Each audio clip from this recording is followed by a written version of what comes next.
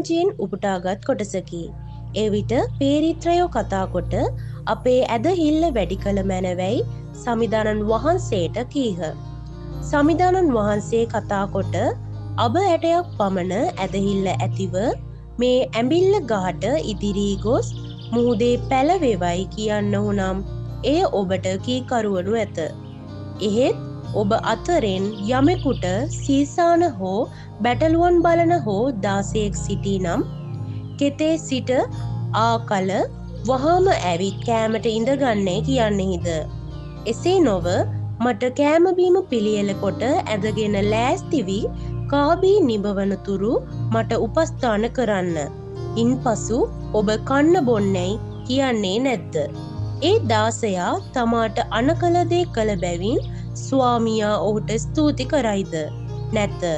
එසේම ඔබට අනකල සියල්ල කළ පසු අපි දාසයෝය. ස්තුතියක් අපට හිමි නැත.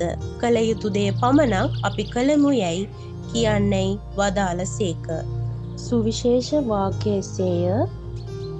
දෙවියන් වහන්සේට සෝස්ත්‍ර වේවා.